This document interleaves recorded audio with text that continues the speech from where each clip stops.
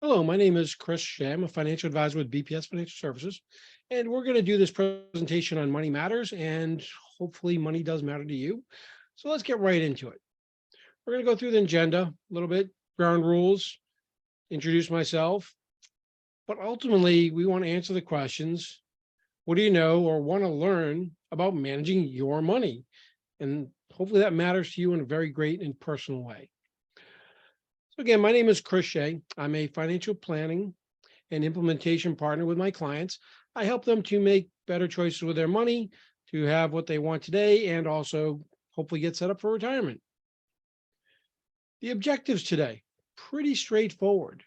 We want to list the steps for setting financial goals, help you to track spending habits on a daily basis, monthly basis, hopefully prepare or get the steps started for a personal spending plan for monthly income and expenses.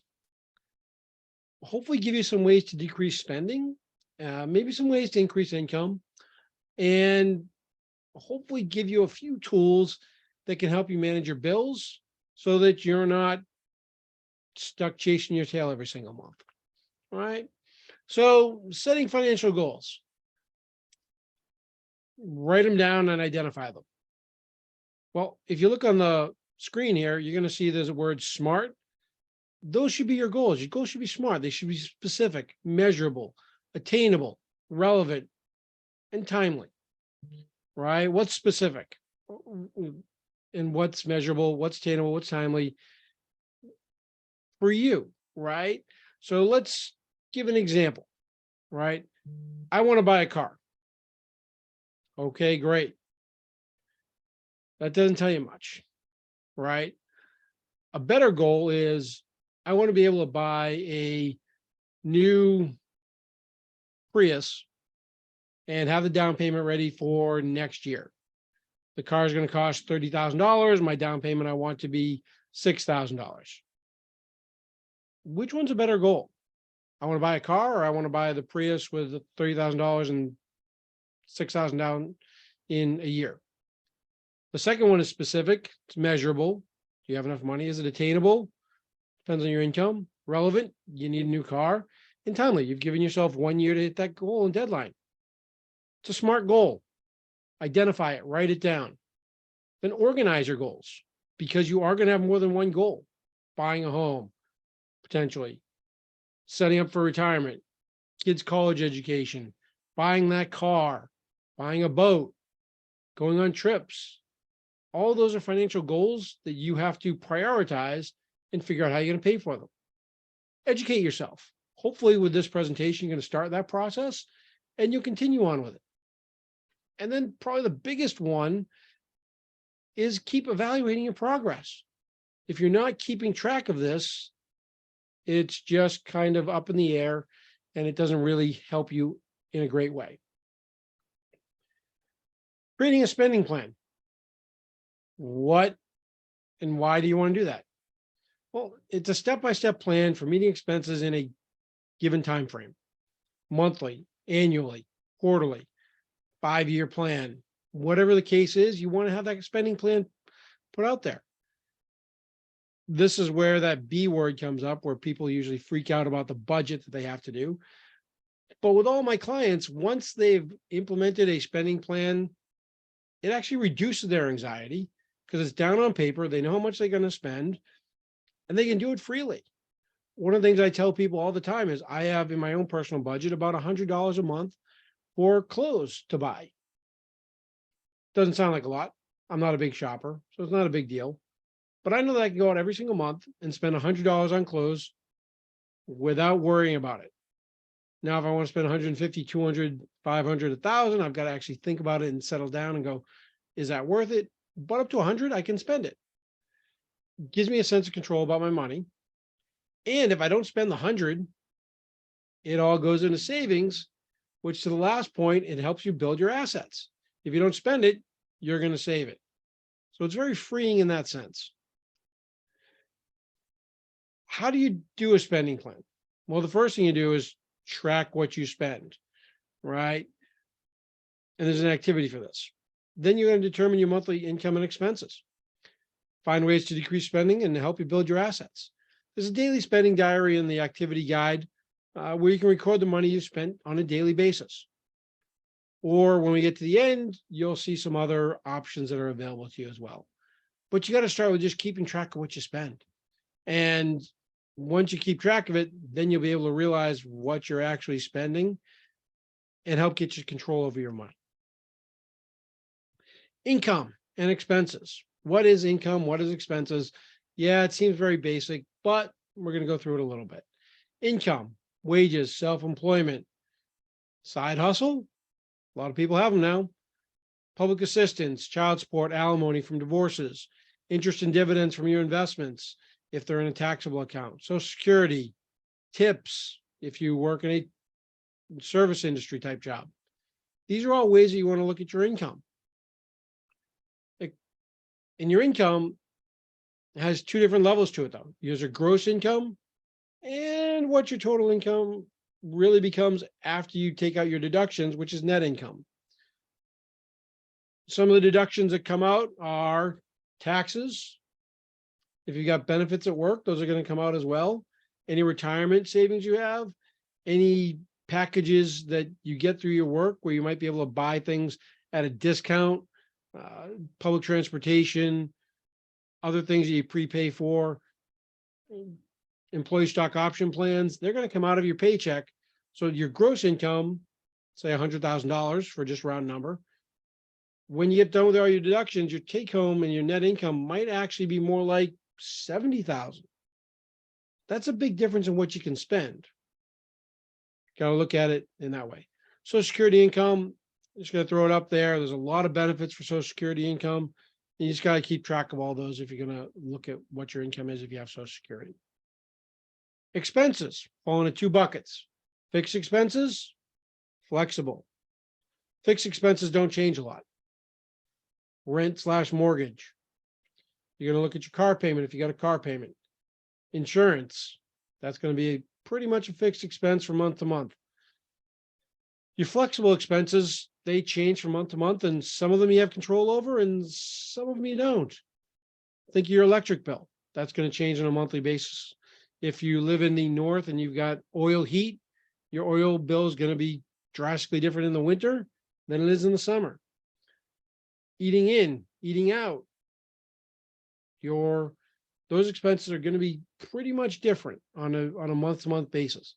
And you have control over those. And you get to figure out how much you want to spend on them. So those are good ways in which to help minimize some of your expenses. And you want to make sure you shop around. Just because it's a great deal for somebody else doesn't mean it's a great deal for you. Figure out what's in your best interest, because that's what really matters to you the most. In the worksheet, there's activity number 2. This is going to have you list out your income and expenses on a high level, not very granular, just back of the napkin type numbers of what you think you spend on things and put them down. Again, this is probably a pretty old example in terms of the dollar amounts, because nobody's spending $40 a month on phone. If you are, you're getting a great deal. But you got to put down what you think your expenses are. And you're going to have more expenses than this because you're going to just be spending more money on different things, right? One of the things that I don't see on this list right off the bat, haircuts, things like that. That might be expenses to you. All right. So just list them out high level to get started. How can you succeed? Well, the first way to be better with your money is to decrease spending. Decreasing spending increases your cash flow. Well, let's think about some of the ways you can decrease your spending. All right. One of the big expenses that people often overspend on is their eating out bill, right? This includes your coffee at a Dunkin' Donuts or a Starbucks. It also includes going out to dinner, right? How can you cut back on expenses? Go out, buy expensive coffee machine, buy the K-Cups.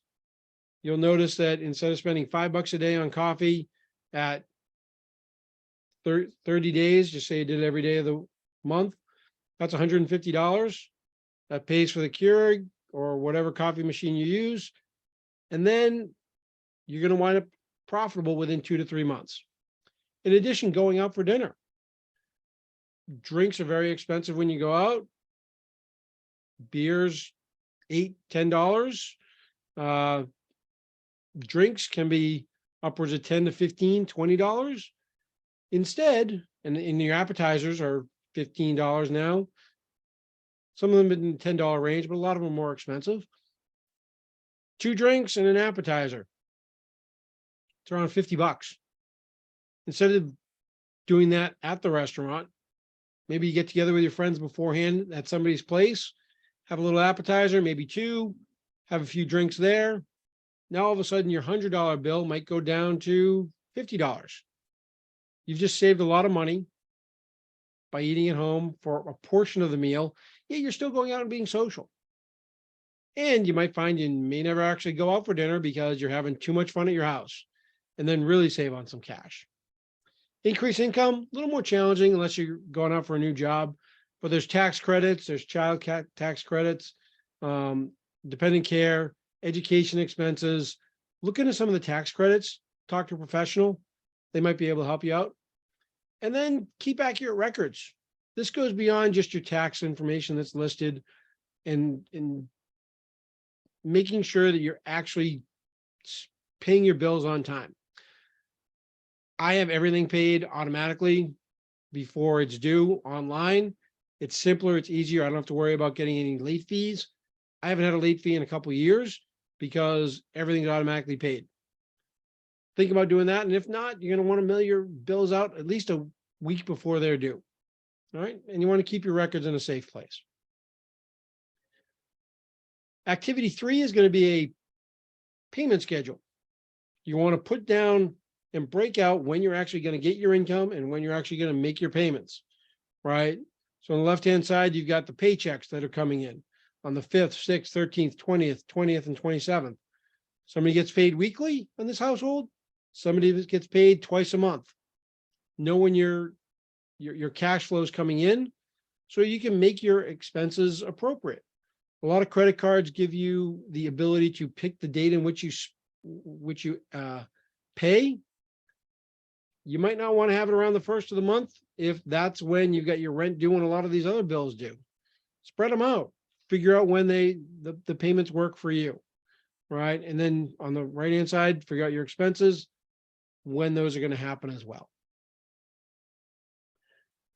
Activity 4 in the activity participation guide is some examples of ways in which you can hopefully get some more control over your money. The first tool that we're going to talk about is a calendar that you can literally put on the wall in your house in a place where you and, if you've got a significant other, can look at it and figure out when things are due and make sure that you're on top of one another to make sure that your household is running efficiently, to make sure all the bills are paid on time, right? In this case, you can see the mortgage is going out, car payments, money in the savings, money's coming in, all that's visible. If that doesn't work for you, you can also use an envelope system where you put money into it and that's the way in which you manage to pay it. It's a cash-based system where if you have $300 for groceries and the month runs out, don't have $300, no more groceries unless you find it somewhere else. A budget box system, again, you have a box, everything's in the box in areas, and your cash is in there for you to be able to take it out and put receipts back in. I personally like the computer spreadsheet system. I've made my own where I'm able to go in and literally add in every single expense in the right category, show it over time. I get to do my month, and it works well for me as well because I get to look at the whole year. So I'll put in things like I'm going to spend $1,000 on Christmas presents, or I'm going to go on a vacation. So I've got to spend X number of dollars on the vacation in this month. Gives me a little bit better perspective on the entire year. Plus, I've also worked with people where we put in their credit card debt and they can see how it's going down over time, which is a very much relief on their mental state because they can see they're actually taking good care of their money. And also the alternative too, we can see where savings are being built. I like that personally. It works for me. But you got to find the one that works for you. What happens when your expenses are larger than your income? It's happening for a lot of people. Times are tough sometimes for people. You've got to figure this out. And the way to do it is the necessary things be paid first. Your rent/mortgage, your food. Start there. Car payments, keep those up. Insurance, keep that up. Then after that, some of the other bills, you get to negotiate those with some of your creditors, right? Health and safety, pay the electric bill, pay the water bill. Give them a call if you're having trouble and say, we can't afford right now, we need some help. They'll be willing to help you as long as you talk to them, but you got to talk to them. They are willing to help in a lot of cases. If you're having trouble paying off your loans, student loans, mortgage, credit card debt, whatever the case may be, I always recommend looking at the highest interest rate first and paying that off. That'll take a big burden off. The other thing you want to do is talk to your creditors. Maybe there's a way in which you can delay payments for a period of time, particularly looking at those health payments, right? If you talk to the healthcare providers, they're very much willing to work with you as long as you're open and communicate and say, this is where we're at and this is what we can afford right now. They'll work with you to establish a payment plan over 12 months, sometimes 24 months. Go to a credit counselor, talk to a professional. Financial advisors can help as well. And I hate putting this on there, but sometimes you got to declare bankruptcy. Again, last resort only. Very much emphasize that. Try not to do it. It'll stay with you for a long time on your credit report. Everything you do to avoid bankruptcy. Now, we want to take some of that stuff that we've talked about and look at an example of a spending plan for a fictitious family called the Clarks. They have a scenario here. There's Mr. Clark, Mrs. Clark. Read through the scenario, answer the questions. If you've got a significant other, talk to your significant other about it. The reason for that is it'll give you the ways in which your perspectives differ. And maybe by talking about another family, it'll help you with yours. And if you really want to, you can talk to a financial professional to see if what you thought makes sense. But go through the activity, work on it, and talk to people about it. So with that, hopefully this has raised a few questions that you might have. If you got them, feel free to reach out, contact me. Hopefully you've learned a lot. We're going to go hopefully over a couple things on what you've learned to help you get through and help your money matter more to you.